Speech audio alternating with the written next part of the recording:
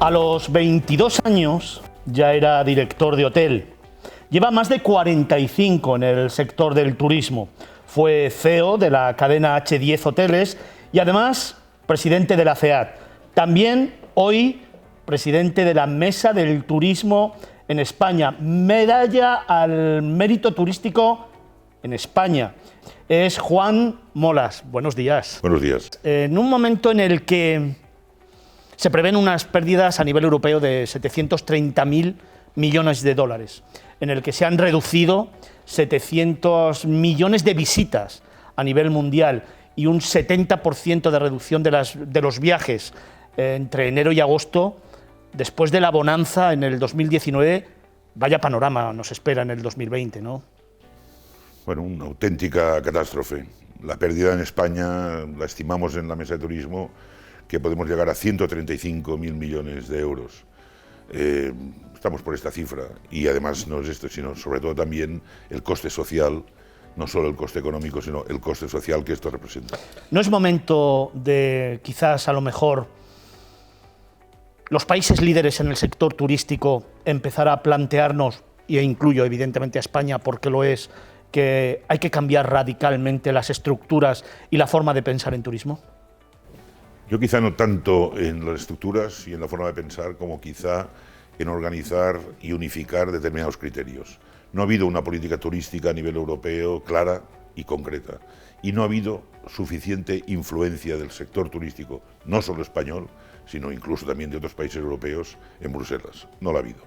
La ha habido en agricultura, la ha habido en industria, en el sector del automóvil, en fin, en tantos sectores, en el financiero, obviamente, pero es hora de pensar en que hemos de estar presentes en Bruselas con una clara definición de hacia dónde va el mundo y sobre todo hacia dónde va el sector del turismo, qué es lo que representa en muchísimos países, no solo europeos, sino también el resto, digamos, de otros continentes, en Iberoamérica, en África, etc. No hay que olvidar que el turismo ha sido absolutamente fundamental para la recuperación, digamos, social y económica de muchísimos países, ¿no? Yo conozco el caso de, por ejemplo, República Dominicana, es un ejemplo claro, o el caso también de otros países del área Caribe o incluso de África, ¿no? El turismo ha representado un antes y un después. Entonces, deberíamos ir pensando en unificar criterios, en primer lugar en España. En primer lugar, nosotros mismos nos tenemos que organizar suficientemente bien y en segundo lugar tener la capacidad de influencia en Bruselas de un país como España que representa lo que representa dentro del contexto internacional y en la Unión Europea en particular.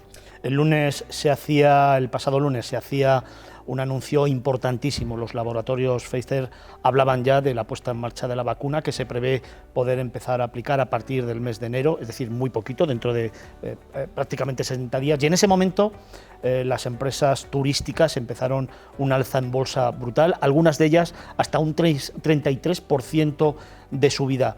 Desde el punto de vista de la Mesa del Turismo, desde el punto de vista sobre todo de la experiencia de Juan Molas, ¿qué va a representar en el sector turístico a nivel universal esta vacuna? Bueno, un antes y un después, sin ninguna duda, ¿no? Aunque hasta que no llegue deberíamos tomar las medidas adecuadas esperando la llegada de la vacuna, que es como el maná, ¿no? Pero va a ser un antes y un después y sobre todo va a ser una vuelta a otra normalidad, pero a una normalidad del deseo que tiene en general todo el mundo occidental a volver a viajar, ¿no? El viajar se ha convertido, yo creo que después de las primeras 5 prioridades que tiene cualquier ser humano, la sexta o la quinta es el viajar. Primero, obviamente la alimentación, en segundo lugar la vivienda, en tercer lugar la educación, en cuarto la sanidad, o tercero y cuarto podría variar, y la quinta es el ocio que significa experiencias, que significa cultura, que significa conocimiento, que significa relaciones entre los pueblos. Yo creo que el mundo occidental tiene asumido que el turismo es una absoluta necesidad vital, ¿no? Menos Prozac y más Platón, decía uno. El secretario general de la OMT, hace muy poco, decía que, o manifestaba que era absolutamente imprescindible la unidad política, la unidad de la clase política para salvar esta situación. Sobre eso hablaremos después cuando hablemos de España, porque tela lo que nos está representando en el sector turístico, pero ahora, hablando de Europa, hablando del mundo, hablando del turismo en general, yo apuntaría algo más. no solamente es la clase política y la unidad política, sino también yo creo que lo que hace falta es una unidad de acción y coordinación europea, tomando medidas globales para poder salir adelante todos juntos con un objetivo común. Claro. Tenemos el ejemplo de los corredores aéreos, ¿no? Si no nos ponemos de acuerdo entre los países emisores de turismo y los países receptores, en este caso España, poco avanzaremos, ¿no? Con lo cual tiene que haber una política común y tiene que haber unas directrices comunes. Pero también la tiene que haber desde un punto de vista de todo lo que es la nueva programación de qué turismo viene, ¿no? Y hacia dónde va. Vamos a tener la oportunidad de hablar mucho durante los próximos meses de sostenibilidad, de digitalización, de nuevas tecnologías, en fin. Y esto tiene que ser común digamos, en los países desarrollados, sobre todo turísticamente hablando, ¿no? Aquellos que el turismo es tan importante dentro del contexto económico y social de su propio país, ¿no? El caso de España. Hay voces que dicen que el modelo económico español ha habido el error de no dedicarle a otros sectores económicos la importancia suficiente. El turismo es compatible con la agricultura, con la industria, con las nuevas tecnologías, con la industria química, siempre y cuando los espacios que ocupen sean determinados y unos no molesten a otros. Con lo cual, yo creo absolutamente que esto requiere de digamos, de unas directrices y de unos acuerdos, insisto, como decíamos antes, a nivel europeo clarísimos. Pero para esto hay que tener la capacidad y la influencia política suficiente para estar donde hay que estar, que es en Europa, y mandar. Precisamente de sostenibilidad, digitalización, innovación, formación, estoy cansado de oír hablar como los retos o los grandes retos que tiene el sector turístico a nivel nacional e internacional. Pero yo creo que se quedan en palabras vanas. Yo creo que desde el punto de vista de un grandísimo experto, de uno de los grandes referentes del sector turístico como es Juan Molas, no deberíamos más hechos que palabras, no deberíamos concretar más cuestiones a nivel nacional e internacional para el desarrollo del sector turístico. Se ha avanzado mucho, ¿eh? Es cierto que nos queda mucho por hacer, pero se ha avanzado muchísimo. Yo, como presidente también del Instituto Tecnológico Hotelero, vivo la experiencia muy directamente. Todo lo que se ha hecho en los últimos años en relación a destinos inteligentes, en relación a sostenibilidad, sobre todo en la capacidad, en la mentalización de lo que ello representa, ¿no? En temas de eficiencia energética, de residuos, etcétera, yo creo que se ha avanzado mucho. Queda mucho por hacer, pero debemos de hacer mucho apostolado incluso interno, ¿eh? Y esto es un tema también cultural. Es un tema también educativo. Yo creo que las nuevas generaciones tienen una percepción muy superior a la que tenemos, al menos mi generación. Tú, en tu caso, Fernando, eres más joven, pero los de mi generación quizá no teníamos, digamos, tan absolutamente, digamos, creído, ¿no?, la necesidad de una política global en ese sentido, pero sobre todo empezando por cada uno de nosotros, de tener muchísimo más respeto al medio ambiente y a todo lo que ello representa. Lo que ocurre es que tenemos una herencia, digamos, de una configuración turística que es la que es, que nació en unos años de una necesidad muy evidente, que podríamos entrar en detalle del por qué se produjo el milagro turístico que llaman español, ¿no?, a partir de, sobre todo, los años 60. Entonces, quizá no se preveía determinadas actuaciones que en aquel momento eran muy necesarias, ¿eh? Y hay que asumir que esta es una realidad y un hecho. Pero bueno, tenemos que ser capaces ahora de ir buscando esta transformación y irnos mentalizando. Y ahora recuerdo un dato, ¿no? En Estados Unidos y en los países nórdicos, que tienen quizá parte de la sociedad, tienen muchísimo más asumido hacia dónde va, digamos, todo lo que representa la sostenibilidad en términos generales, un 17% de los clientes eligen el destino e incluso eligen los hoteles en función del respeto y de las medidas que se adoptan para el cuidado, digamos, del medio ambiente, de la sostenibilidad, etcétera. Con lo cual yo creo que se están dando pasos importantes, que quedan muchos por hacer.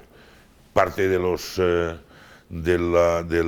préstamos o de las dotaciones que la Unión Europea va a hacer a España van dirigidos a ello. Con lo cual habrá que aprender rápidamente o, digamos, habrá que aplicar y saber tener claro hacia dónde va digamos, estos conceptos, ¿no?, o estas directrices. Corredores sanitarios fallidos, recomendaciones de momento, recomendaciones de no viajar a España, mercados maduros como pueda ser Italia, Francia, Alemania, Gran Bretaña, que se paralizan. ¿no piensa Juan Molas, teniendo un parámetro más universal que nacional, de eso luego hablaremos, que ha habido una estrategia geopolítica mucho más que sanitaria en cuanto a la posibilidad de que los turistas vengan o no vengan a España, que ha sido o que ha estado por encima algunos intereses políticos y económicos para potenciar algunos de los destinos competidores que en estos momentos tiene nuestro país, como pueda ser Croacia, Grecia o Turquía? No me gustaría pensarlo, ¿no? Mejor dicho, no me gustaría creérmelo. Y no me gustaría que esto fuera así. Yo creo que, yo, sinceramente, lo que sí creo es que ha faltado por parte del gobierno español una actuación a alto nivel diplomático. Y una actuación a alto nivel diplomático significa, primero, digamos, importancia de España en el contexto europeo, dentro de la Unión Europea. Y en segundo lugar, se preveía, ¿no?, que esto podía ocurrir. Y después del confinamiento había que preparar no solo, pues, señores, ya pueden salir todos ustedes, sino vamos a ver cómo podemos recibir a unos cuantos millones de visitantes, fundamentalmente europeos, que son los que tenemos más fidelizados. No hay que olvidar, por ejemplo, que el mercado británico, por citar el primer mercado que tenemos, con un 22-23% de turistas anuales, pre-COVID obviamente, bueno, era de los primeros que había que haber atendido.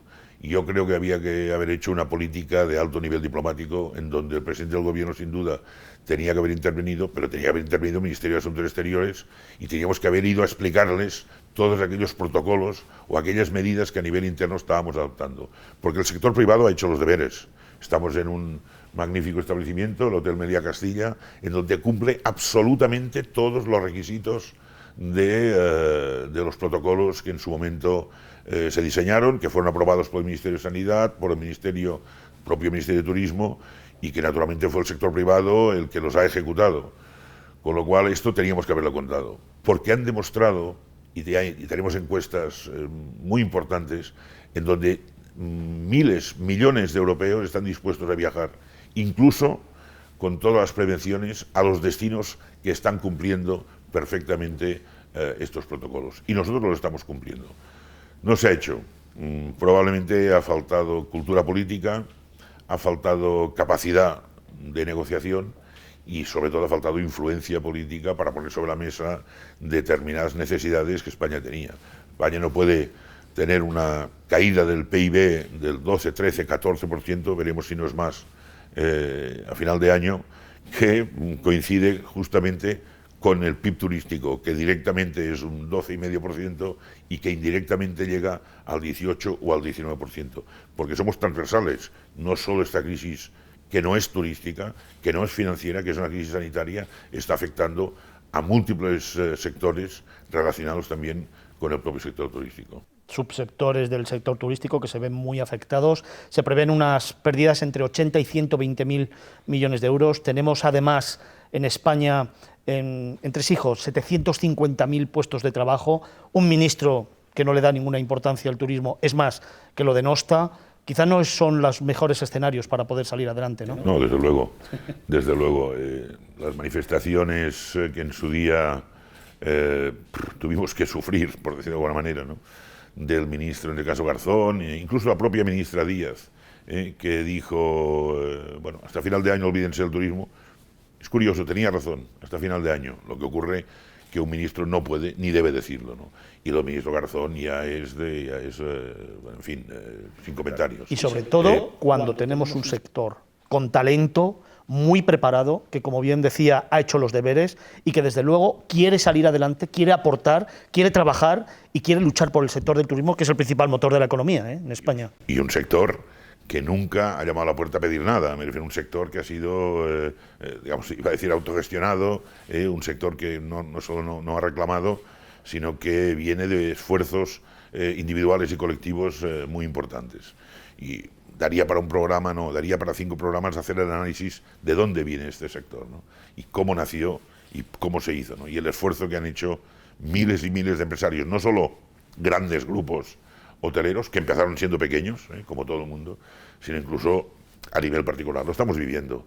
270.000 bares y restaurantes en España, de los cuales más de 100.000 ya han cerrado prácticamente definitivamente. 9.500 agencias de viajes, 5.000 han desaparecido. Con lo cual, estamos en una situación que realmente, tiene unas consecuencias que, como no haya un cambio rápido, la capacidad de resistencia será limitada sin ninguna duda. Y además un sector que está muy preparado y que exporta conocimiento tanto a nivel internacional como a nivel nacional. Es una referencia. La prueba la tenemos en 1980, y estoy citando de memoria, probablemente pueda equivocarme, habían 6, 7, 10 hoteles, 15 hoteles españoles fuera de nuestras fronteras, ¿no? Fundamentalmente algún hotel en alguna ciudad europea y en el área, digamos, del Caribe, empezando por República Dominicana, luego Cuba. En estos momentos hay más de 4.000 o 4.500 hoteles de compañías españolas, y hemos exportado conocimiento, hemos exportado profesionales, hemos exportado también capacidad de gestión y enseñanza e información, porque han sido en países emergentes donde están disfrutando hoy día de una situación turística que realmente también nos hacen competencia a nuestros propios destinos. Estamos hablando con Juan Molas, es el presidente de la Mesa del Turismo en España y además uno de los grandes referentes a nivel turístico, a nivel profesional de nuestro sector. Y con él me gustaría abordar, a partir de ahora, las cuestiones relativas al sector turístico en España, empezando por poner sobre la mesa qué es la Mesa del Turismo. La Mesa del Turismo es una asociación de profesionales y empresarios la más antigua de España, que nació en 1986, en donde es una mesa de debate que quiere tener fundamentalmente una clara influencia sobre, obviamente, las administraciones públicas, la sociedad en general, sobre la importancia que el sector tiene en relación al bienestar económico y social. Y se reúne en torno, insisto, en estos momentos a 70 representantes, altos representantes de empresas turísticas de todo tipo. Hay 17 sectores representados por personas físicas en la mesa, 17 subsectores turísticos, 70 miembros, insisto, que lo que queremos es trasladar a la sociedad, a los medios de comunicación y sobre todo presionar a las administraciones públicas en todo aquello que sea necesario rectificar, modelar o crear, digamos, conceptos claros de función del turismo. No somos un contrapoder, porque se nos ha podido en un momento determinado ver en esta etapa, desde que yo tengo el honor de presidirlo, como cierto, digamos, contrapoder hacia otras asociaciones o digamos, representaciones empresariales, ni mucho menos. Nosotros intentamos ser un poder en nosotros mismos, un poder, digamos, de influencia, no un poder sino de influencia en el sector turístico, y lo que pretendemos es que se nos escuche, porque en torno a estos 70 grandes profesionales y empresarios hay hoteleros, agentes de viajes, transporte, cruceros, golf, escuelas de idiomas, en fin, campings, coches de alquiler, en fin, todos los subsectores turísticos, y precisamente lo que queremos es aunar los criterios para unificar conceptos de esta nueva transformación o este nuevo camino que el turismo tendrá que buscar y encontrar por ser partícipes directos de ello. Que se nos escuche, qué importante. Yo que siempre digo que al final en España siempre estamos con la crítica por la crítica, muchas veces sin ningún sentido. No nos creemos nada de lo que hacemos cuando somos número uno en muchas cosas. Siempre digo que es tan importante reconocer y agradecer, que muy pocas veces lo hacemos en España, pero también demandar, también tener una voz crítica constructiva para que el sector vaya creciendo y evidentemente se escuche, que yo creo que ahora en la pandemia es algo que ha faltado, ¿no? Escuchar. Creo que es muy importante para poder crecer, tener un objetivo común, trabajar todos juntos y desde luego salir el sector del turismo mucho más reforzado. En primer lugar, nosotros mismos, o sea, me refiero en primer lugar, el sector turístico español sin lugar a dudas. Es el primero que tiene que tener criterio, voluntad e inteligencia suficiente como para unificar criterios y no dividir, digamos, esfuerzos ni reclamaciones, porque a los políticos lo que más les gusta es divide y vencerás, con lo cual este me dice una cosa, el otro me dice otra. Mira, yo llevo, Fernando, 45, 46 años de ejercicio profesional, he conocido 11 ministros. Siempre cuento aquella anécdota que la reina Isabel de Inglaterra lleva, creo que son 13 primeros ministros. Yo llevo, en este caso, 11 ministros de digamos, de responsables de turismo y de otras áreas.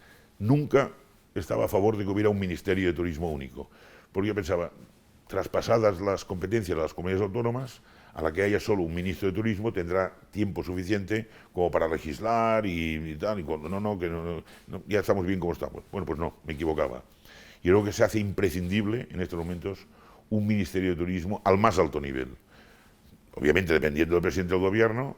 Si fuera un secretario general, pongámosle un nombre, ¿no?, o un secretario de Estado, o un delegado especial, que dependiera directamente del presidente del gobierno, mejor que mejor. Pero si hay que llamarle ministro, perfecto. Pero que tenga fuerza, que tenga capacidad, que tenga influencia, y sobre todo que tenga conocimiento y se relacione, pero mejor dicho, que configure un grupo de colaboradores con conocimiento suficiente. Estamos acostumbrados a ver, y entraré en el detalle, porque también tengo que decir que con la ministra actual, con la ministra Reyes Maroto, tenemos unas excelentes relaciones, porque está poniéndole toda la mejor buena voluntad dentro de sus posibilidades.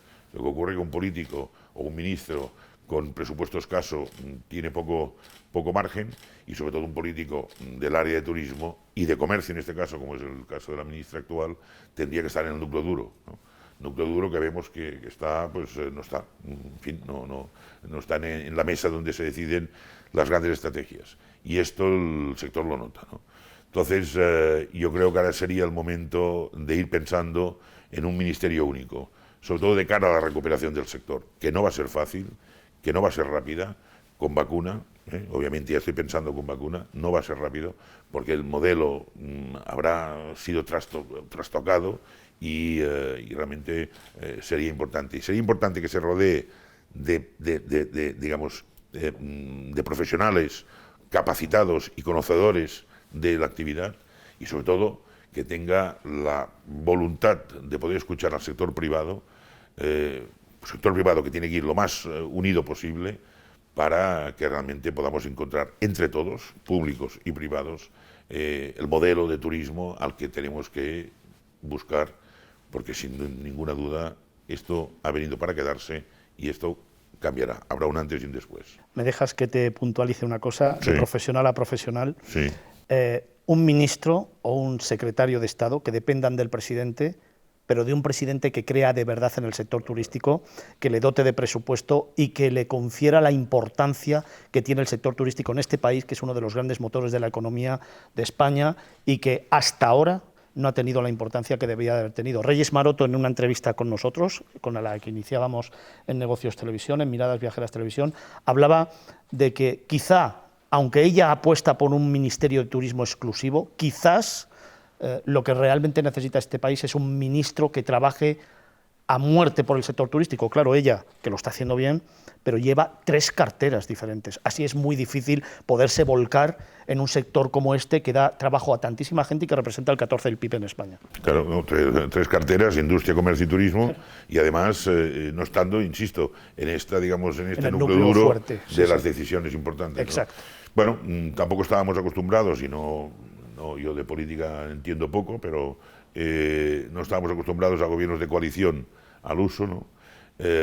Y esto es una situación nueva, ciertamente anómala, porque además con criterios absolutamente contradictorios, muy indefinidos, sobre el papel indefinidos, hay, digamos, una segunda lectura, pero en principio indefinidos, que ha creado en sí mismo conflictos internos que se perciben, ¿no? Que se aprecian y se conocen. Con lo cual esto hace también mucho más difícil el que nos pongamos de acuerdo en cuáles son las prioridades. Y sobre todo por un tema, digamos, incluso yo diría cultural, ¿no? O sea, cuando se desconoce de qué va una actividad, claro, cuando oyes a un ministro del gobierno, en fin, criticar al sector como un sector que no aporta activos, que un sector que se permite el lujo de criticar, digamos, a toda una clase trabajadora, hasta el punto de que está mal atendida, mal pagada, etcétera, es que tiene un pleno desconocimiento de los convenios colectivos, en fin, de la creación de riqueza y sobre todo del soporte que en algunas zonas de España el turismo ha dado a muchísimas comarcas, regiones, o mejor dicho, entornos, ciudades, etcétera. ¿Qué sería, por ejemplo, por citar un ejemplo, qué sería Asturias sin turismo? En el PIB de Asturias, y también es un ejemplo, creo que en el primer sector económico son los propios pensionistas, dada la configuración de la antigua industria minera y naviera asturiana, ¿no? Pero segundo es el turismo.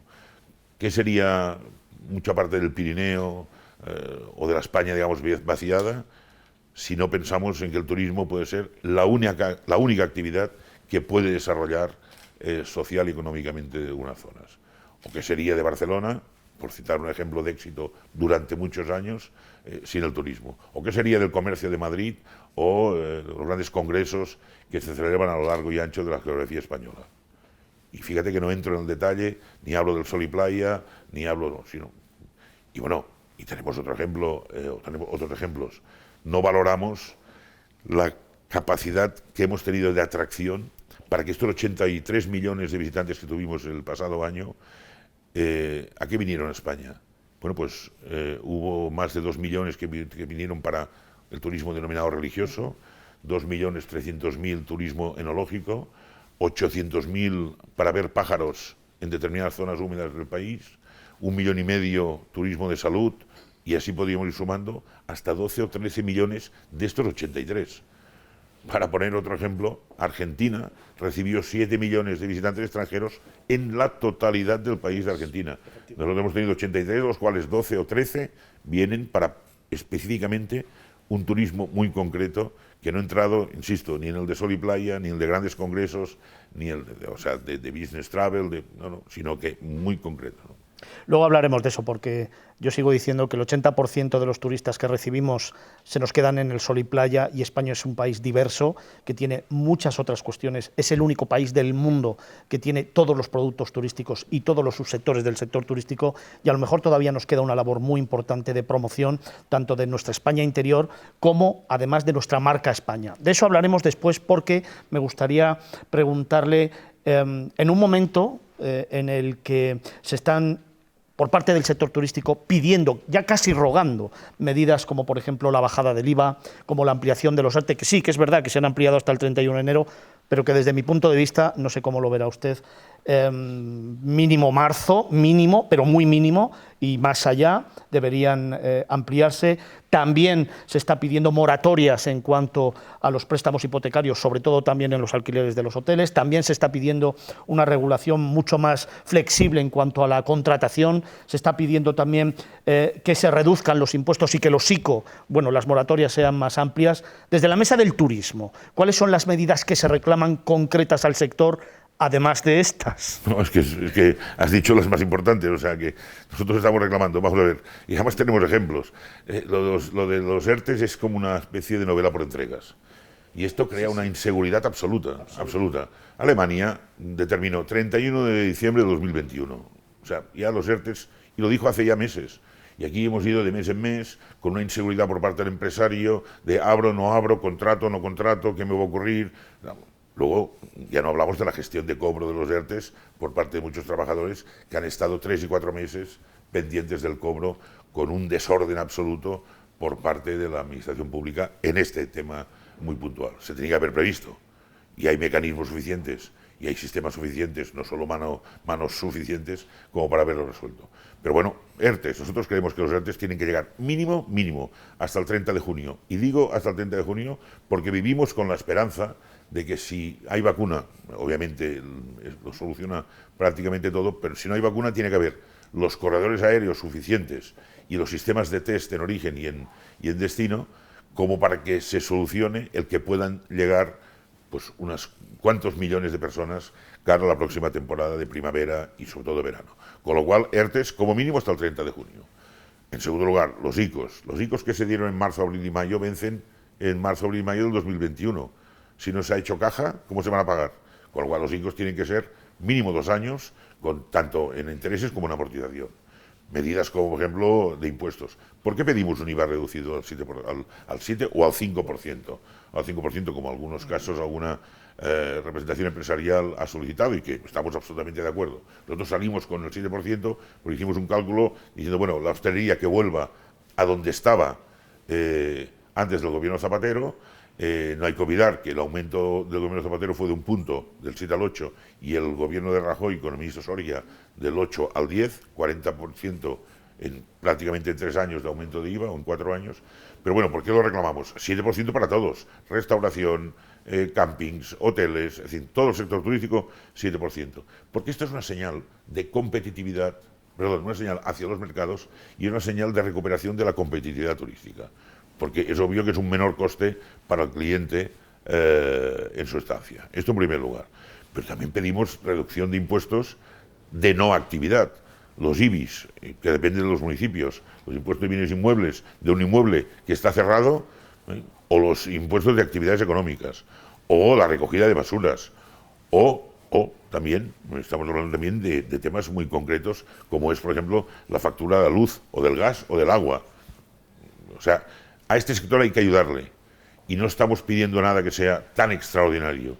Y estamos de acuerdo que también nos dicen, por otra parte, Ministerio de Economía, etcétera, si no hay recaudación no podemos atender determinadas necesidades. Estamos de acuerdo, pero quizá lo que tendrán que recortar son otros sectores para beneficiar especialmente a aquellos que más aportan. Nosotros simplemente lo que hacemos es pedir una valoración de lo que el turismo ha aportado durante años, incluso en la peor crisis que habíamos vivido hasta la fecha, que era la de la inmobiliaria, que era la del 2007-2014, la reactivación, y nunca, fíjate bien, incluso en aquel periodo solo se disminuyó el empleo dentro del sector turístico en un 0,7-0,8%. Estuvimos, digamos, de alguna manera afrontando la situación, supimos aguantarla. Pues si demostramos que hemos tenido la capacidad de recuperación, de aportación, oiga, que se nos valore en este sentido. Hay una medida, por ejemplo, que le pedimos también al Estado, que ya se la hemos pedido en repetidas ocasiones, y es el tema de las tasas aeroportuarias. Depende un viaje de que las tasas influyen tanto, la pregunta es las tasas en el... Hombre, influyen en lo que influyen. Pero pedimos esto sobre todo para dar una señal a las compañías aéreas, a los tour operadores, y sobre todo por una razón, porque AENA ha ganado en el 2019 1.400 millones de euros. En el 2018, 1.300 millones. Y habló en cifras, digamos, más o menos absolutas, ¿no? O, perdón, no relativas. ¿Por qué lo ha ganado? ¿Qué sector ha favorecido más a AENA para que pudiera ganar estas cifras? Pues ahora te toca aportar y te toca colaborar, que nosotros hemos estado colaborando contigo en que tuvieras estos beneficios.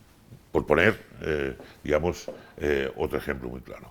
Con lo cual, estas son medidas de carácter urgente. Y el tema de corredores, el test puede costar, dicen los entendidos, 5, 6, 7, 8, pongamos 10 euros. Nosotros pedimos un test en origen y un test a la salida del cliente, porque si lo supera, se sube al avión, viene a un destino español, está el periodo de vacaciones y al marcharse se le hace otro test para que no tenga que estar en cuarentena cuando llegue a sus países. Pongamos exageradamente que el coste total son 10 euros y 20 euros por persona. Imaginemos que podemos atraer a 50 millones el próximo año. Son 1.000 millones que nos costarían los test. ¿Sabéis cuánto estamos gastando en ERTES en el conjunto del Estado español? El otro día lo decía el ministro Escrivá, ¿se llama? Sí, Escrivá. Creo que llevamos 23.000 millones invertidos en ERTES. Oiga, es rentable. Simplemente invierta 1.000, que sacaremos a mucha gente de los ERTES para trabajar, si es que pueden venir estos 50 millones de visitantes. Juan, ¿el plan España puede realmente va a ayudar al sector turístico? El otro día el presidente del Gobierno decía que el 17% del dinero que vamos a recibir de Europa lo va a emplear precisamente en potenciar el turismo. Yo quiero creer que sí. Y creo que la Europa nos va a obligar, la Unión Europea, en la aplicación de estos fondos, digamos, en medidas muy concretas, ¿no? y vamos a estar vigilados. Esto no es que nos vayan a mandar el dinero y hacer lo que queráis, ¿no? Ahora hacemos más AVEs, o más autopistas, o polideportivos, o piscinas cubiertas. No. O sea, esto irá dirigido a temas muy concretos. Yo creo que España puede, pero hemos de, más que hablar de promoción, cuando decimos España puede, lo tenemos que saber comunicar. Y lo tenemos que saber comunicar con campañas, insisto, no de promoción, sino de comunicación, que sean absolutamente concretas y reales, ¿no? Y tenemos ejemplos clarísimos cuando en determinados momentos hemos sabido comunicar un cambio absoluto de un producto turístico, ¿no? El Camino de Santiago, por citar un ejemplo, que lleva años el apóstol bendiciendo el camino, muchos años, siglos. Y que es uno de nuestros grandes productos turísticos a nivel internacional. Producto turístico, y sobre todo en los últimos 20 años a nivel, precisamente lo que muy bien dices, a nivel internacional y a nivel nacional. Es un ejemplo clarísimo de que supimos comunicar bien lo que significaba el Camino de Santiago, para creyentes y no creyentes. Esto no es un tema de fe, es un tema de espiritualidad, obviamente, pero es un clúster turístico en sí mismo. Pero tenemos el caso de Barcelona, antes y después de las Olimpiadas. Se supo comunicar muy bien, terminaron las Olimpiadas, hubo una crisis profundísima, y sin embargo se creó una entidad, en este caso Turismo de Barcelona, que fue pensando en productos que fueran un reclamo para la ciudad. El año de la moda, el año Gaudí, el año de la gastronomía, etc. Y se supo comunicar bien. Y tenemos otros ejemplos. Málaga, un cambio absoluto de destino turístico, con la aportación no solo de un destino de sol y playa, en una ciudad que prácticamente era desconocida en el concierto internacional, y un día es un referente climatológico, gastronómico, cultural, muy importante. En fin, son tres ejemplos por ponerlos, y además geográficamente a gran distancia. Y podría poner más, ¿no? Pues ahora nos toca lo mismo, pero ahora a nivel España, ¿no? Nosotros vamos a lanzar desde la Mesa de Turismo una gran jornada en el mes de marzo-abril del próximo año, precisamente en Málaga, en donde se va a denominar Spain Much More, ¿no? España mucho más, porque España es mucho más, y es mucho más en todo ello, ¿no?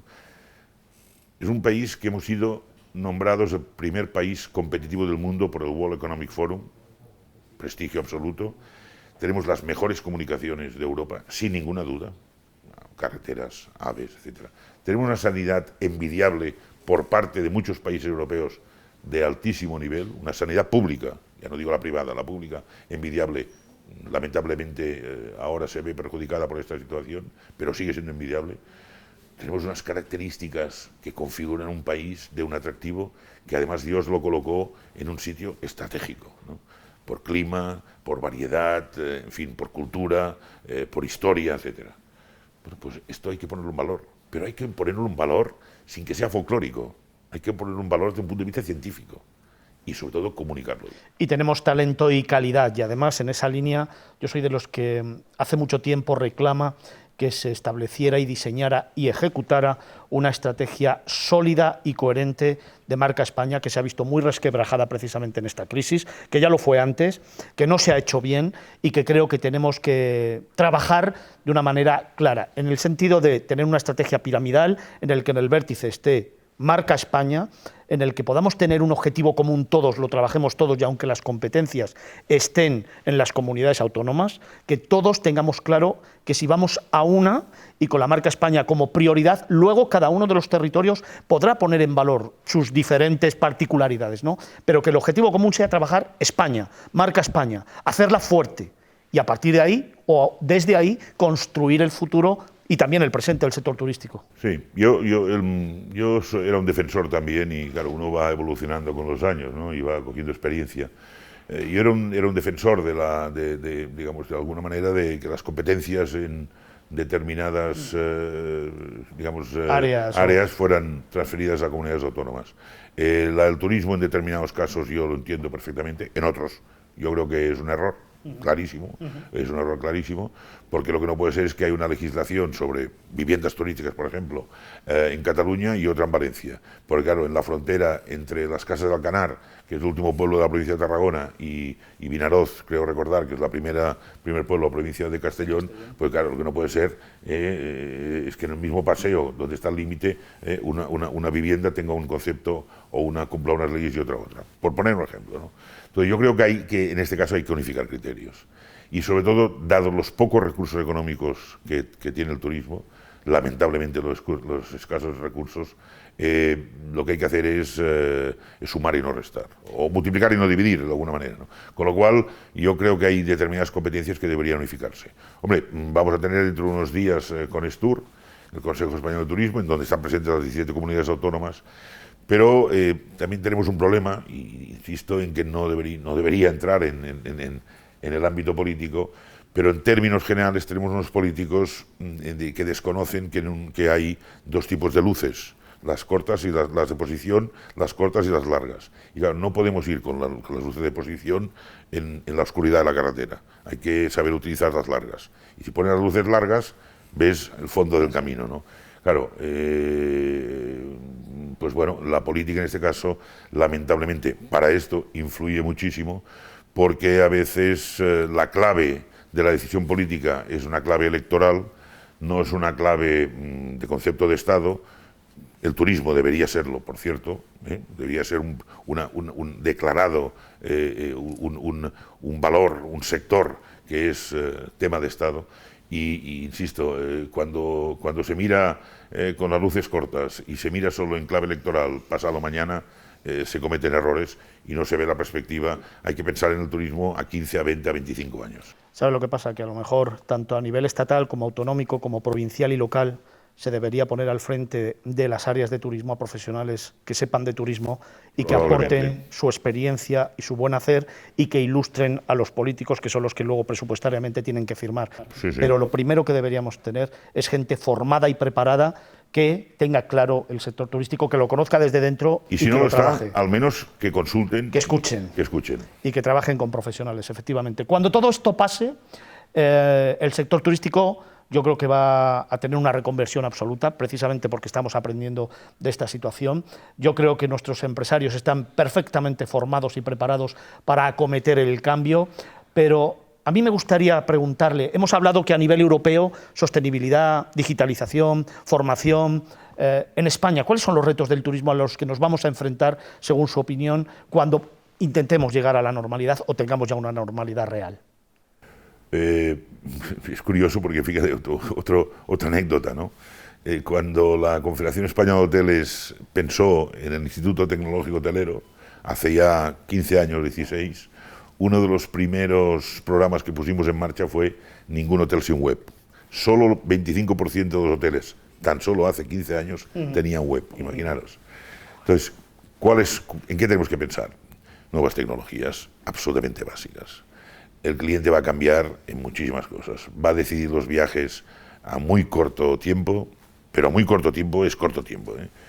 Un jueves va a decidir dónde va a ir de fin de semana, o un finales de junio decidirá dónde va a vacaciones en julio, en fin, a muy corto. Con lo cual, el cliente tiene un conocimiento del destino y del producto absoluto, porque las nuevas tecnologías lo que han dado y lo que darán es mucha mayor información. Con lo cual, esto va a ser un cambio absoluto. Y adaptarse a que las empresas turísticas, ya sean hoteles, restaurantes, agencias de viajes, etcétera, tengan la flexibilidad de saber que a lo mejor a 2 meses vista, en el caso de un hotel, puedes tener un booking en unas reservas del 20%, pone nervioso a la empresa, al propietario, al director y a todo el personal del hotel, ¿no? Pero esto nos tendremos que ir acostumbrando, que esto va a ir por aquí. No quiere decir ello que vaya a desaparecer ni la tour operación ni las agencias de viajes, probablemente antes al contrario, pero sobre todo los conceptos, aplicación de nuevas tecnologías, conocimiento absoluto y luego detalles, ¿no? Bueno, tenemos que intentar que España, pues por decirlo de alguna manera, esté digitalizada al 100%.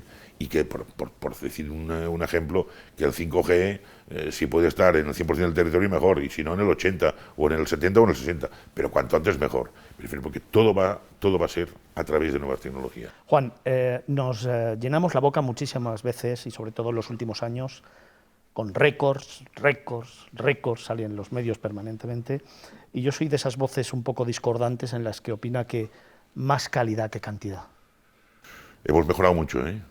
Hemos de ser también, en este caso, un poquito vanidosos y un poquito empáticos, ¿eh? Hemos mejorado mucho. Yo creo que tenemos una calidad, una relación calidad-precio, lo que los británicos llaman value for money, muy elevado, ¿eh?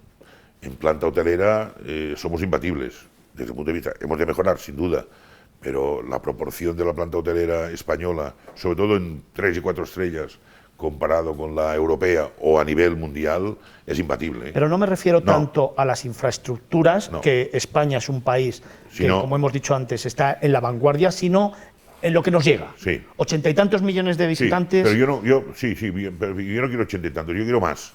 Lo que pasa es que los quiero mejor repartidos. Lo que no podemos es concentrarlos en 90 días el 60 o el 70% de estos 83. Con lo cual, yo quiero... Y para tener más, hay que vender, o hay que comunicar, más que vender, comunicar las bondades de lo que significa, fuera de la temporada alta, la realidad turística española. De ahí viene la importancia en aumentar precisamente todo este abanico de productos turísticos, de estos 12 millones que no vienen por el sol y playa, por eso, de ahí viene la importancia, sobre todo porque disfrutamos en la inmensa mayoría del país de una climatología extraordinaria, ¿no? Y entonces yo creo que esto hay que saberlo comunicar. También ahí el empresario tiene la responsabilidad, no hablo solo del sector turístico, sino en términos generales, yo creo que hay sectores que también tienen que hacer una reconversión. No puede ser que se termine la temporada en el mes de octubre en cualquier zona turística española y desaparezcan, no solo cierren los hoteles, sino que cierren restaurantes, desaparezcan las tiendas, los taxis, los servicios públicos, etcétera, etcétera, y aquello quede como un desierto. Estamos todos, deberíamos estar todos mentalizados a que si queremos que mantener el liderazgo turístico internacional y repartir la llegada de turistas a lo largo del año, también hay que hacer un esfuerzo por parte del sector privado en poder mantener una serie de negocios que son alternativas, digamos, de alguna forma, a la atracción de la propia zona turística de la que estamos hablando. Me dejas que te haga un comentario, y lo que no podemos también, como crítica constructiva, es que el sector privado, que tanto habla de la desestacionalización, plantee que la desestacionalización tiene que estar basada en la actividad de la administración. Es decir, hay que innovar, hay que ser imaginativos, hay que ir en esa colaboración público-privada de facto, no de boquilla, porque tanto por una parte como por la otra, a nivel político, esa colaboración público-privada la ponen de manifiesto para hacerse la foto, y a nivel privado lo hacen para exigir a la administración que haga cosas. Yo creo que es una cuestión de ambas partes, ¿no? Absolutamente de acuerdo. Totalmente de acuerdo en esta afirmación. Le voy a leer una cita que me llamó mucho la atención de una entrevista que hizo hace tiempo, en la que le escuché decir: no vencerá esta crisis ni el más fuerte ni el más hábil, sino el que más capacidad de resistencia y adaptación tenga a esta situación. ¿Tiempo de crisis, tiempo de oportunidades? Absolutamente. Absolutamente. Yo creo que dentro de los cambios que va a haber, las marcas blancas lo van a pasar muy mal. Las marcas blancas me refiero a todos aquellos que no estén diferenciados, ¿no? Vienen momentos en que la gente, vienen tiempos, tiempos en que se va a identificar muchísimo, o se va a escoger no solo un destino, sino una empresa turística, la que sea, por el servicio, por el producto, por la diferenciación, y la marca va a ser absolutamente fundamental. En un hotel, en un restaurante, en un comercio, y tenemos pruebas, ¿no? O sea, el éxito de algunas marcas que han tenido y están teniendo viene por esto. Ya no solo en el sector turístico, podríamos pensar en una gran empresa española de moda, ¿no?, que está presente en todo el mundo y la gente la tiene identificada como un producto. Pero no vamos a comprar, no compramos, antes íbamos a comprar un bolígrafo y decíamos un Bic, porque identificamos la marca con el producto. O decíamos Celo, no decíamos una tira para pegar, identificábamos la marca con el producto. Y digo, no, lamento, pero hago publicidad de dos marcas, ¿no? La gente, el público, el cliente va a buscar las marcas acreditadas, va a ser y aguantará, o sea, vamos, el que resistirá será aquel que en estos meses tan complicados y tan difíciles está haciendo los deberes. En formación interna, importantísima, en volver otra vez a tener la capacidad de diseñar aquellos aprendices que hicimos algunos, que nos acordamos de cuando hacíamos un periodo de lo que se llamaba stagiaire, ¿no?, en francés, ¿no?, de aquellos periodos de un año, 2, 3, en que no hablábamos de salario, hablábamos de intercambio de conocimiento por tiempo, ¿no?, o dedicación por conocimiento.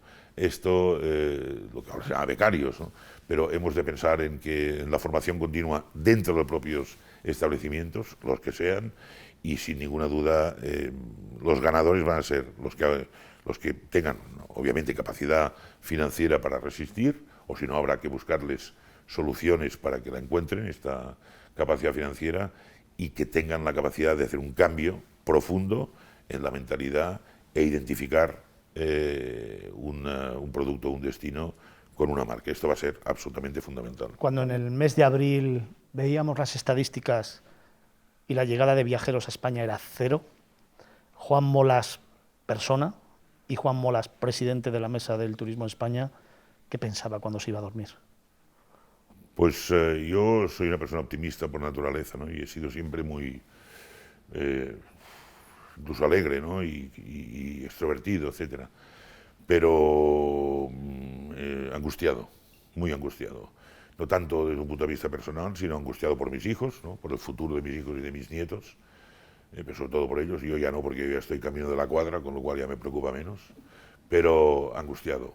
Y angustiado, y me he despertado algunas noches varias veces, ¿no? Y sobre todo angustiado también, ya no directamente o personalmente, sino por un sector que no se lo merece. No se lo merece, porque es un sector que ha aportado muchísimo, que aporta muchísimo, ¿no?, muchísimo, y un sector valiente, un sector generoso, muy trabajador, ¿no?, a veces excesivamente individualista, también, pero me angustiaba. Luego te vas acostumbrando, ¿no? También es verdad que durante estos meses de confinamiento pues he tenido la oportunidad de leer mucho más de lo que normalmente intento leer, ¿no?, y he podido leer mucho más, y eso quizá también me calmaba, ¿no?, y lecturas pero bueno, caía en el error de leer libros, digamos, digamos, ensayos económicos o políticos, y entonces todavía la cabeza, en lugar de coger una buena novela, ¿no?, la cabeza todavía le da vueltas, ¿no? Y además, bueno, se me calienta y casi y sudo, ¿no? Y es por eso, pero esto es la forma de ser, ¿no? Lo que pasa es que luego, pues, tanto, o sea, en mí mismo como persona y como presidente de la mesa, yo, bueno, intento, digamos, transmitir ilusión, insisto, sumar y no restar, multiplicar y no dividir, dar ánimo, porque, bueno, además hice una cosa durante estos meses de confinamiento. Hice una lista, ¿no?, como decía el escritor catalán Josep Pla, hice una lista de amigos, conocidos y saludados, y les llamaba. Si me contestaban al teléfono, decía, ya estoy tranquilo, quería saber que, en fin, ya tengo, ¿qué tal? Bien, todo, gracias, ya estoy, y colgaba y llamaba a otro, ¿no? Y me ha ido bien. Me he hecho un autotratamiento psicológico de llamar a mis amigos, ¿no?, y conocidos y familia, etcétera, ¿no? Y me ha ido muy bien. Y luego a mis colaboradores 7 y 8 veces que los he llamado, y soy un pesado, ¿no? Muy pesado, pero no es así. Bueno, yo cambiaría el término pesado por implicado. Estamos hablando con Juan Molas, es el presidente de la Mesa del Turismo, una entrevista más en Negocios Televisión, en Miradas Viajeras Televisión, y vamos a ir terminando esta entrevista general para luego pasar a ese cuestionario personal que tanto nos gusta en esta casa, que tanto nos gusta conocer de nuestros invitados, porque es su parte más humana, es el alma de los protagonistas del sector turístico. Pero antes de eso, a mí me gustaría ir acabando con 2 o 3 cuestiones más. El sector del turismo se tiene que enfrentar también a innovar y a crear nuevos productos y apostar por otros que quizá en estos momentos han estado un poco dejados de la mano. Por ejemplo, se me ocurre todo lo que tiene que ver con la accesibilidad. Es uno de los grandes retos que tenemos por delante todavía en España, ¿no? Absoluto. Se ha trabajado también mucho, porque, digamos, de alguna manera las nuevas normativas, en el caso de hoteles, restaurantes, en fin, líneas aéreas, etcétera, obligan, ¿no?, a tener, en el caso de, pero hay que trabajar muchísimo. Europa tiene 50 millones de discapacitados. 50 millones de discapacitados que tienen todas las posibilidades de viajar. Quiere decir que ya no visto desde un punto de vista humano, que es el primer objetivo que tenemos, sino incluso desde un punto de vista mercantil, tenemos 50 millones de clientes cautivos si sabemos darle los servicios y adecuarlos a las circunstancias que están viviendo. Con lo cual, accesibilidad absoluta. Y sobre todo, no solo accesibilidad, sino la transformación mental de lo que significa accesibilidad, porque no es solo los pasillos, en fin, sino todo lo que son los conceptos, pero absolutamente de acuerdo que será absolutamente necesario. ¿Qué le ha enseñado esta pandemia a Juan Molas? Pues me ha enseñado que somos, que la raza humana, que los humanos, estoy recordando un libro, el último que he leído, ¿no? Leí primero el de Homo sapiens, luego el de Homo Deus, y nos pensábamos que teníamos el dominio sobre el mundo, ¿no? Y no sé si ha sido la divinidad, si ha sido un mensaje de Dios, o ha sido un mensaje, en fin, divino, o de no sé, de dónde venga el mensaje, que es universal, nos ha recordado que somos así de chiquititos y que somos absolutamente débiles, ¿no? Y solo con, precisamente, con cultura, con educación y insisto, y con buena voluntad podremos salir de esta. Científicamente, obviamente, se encontrará la solución, a mí no me cabe ninguna duda, pero me ha enseñado que somos muy poquita cosa, que hay que saber valorar precisamente los pequeños momentos y sobre todo aquellas partes, digamos, que la sociedad en los últimos tiempos ha perdido, ¿no? Las buenas relaciones, ¿no? La fraternidad, la humanidad, ¿no? El urbanismo, perdón, la urbanidad, las buenas costumbres, la educación. Y estoy diciendo algo que suena antiguo, suena antiguo.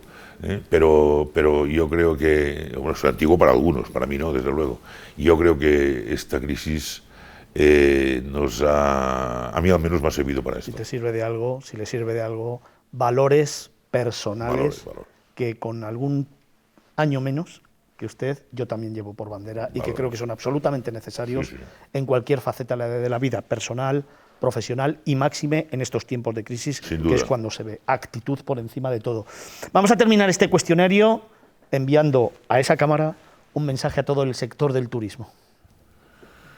Mucho ánimo,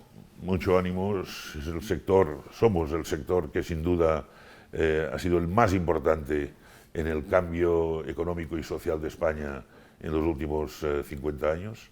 Lo seguiremos siendo, sin ninguna duda, lo seguiremos siendo, con independencia de que hay otros que también podrán hacer sus aportaciones, y seguiremos liderando la transformación de España en un país moderno, en un país más solidario, en un país mucho más hermanado y en un país con fortaleza de criterio, de fortaleza de transmitir al mundo nuestra capacidad de atracción, y recordar que todos los visitantes, todos, fueron, son y serán bienvenidos. Juan Molas, presidente de la Mesa del Turismo, ¿me dejas que te arranque un poquito el alma? Sí. ¿Viajamos juntos? Venga. El viaje que nunca olvidarás. Pues mira, yo soy culé, soy aficionado al Barça, ¿no? O sea, y socio, claro, y muy futbolero y muy del Barça.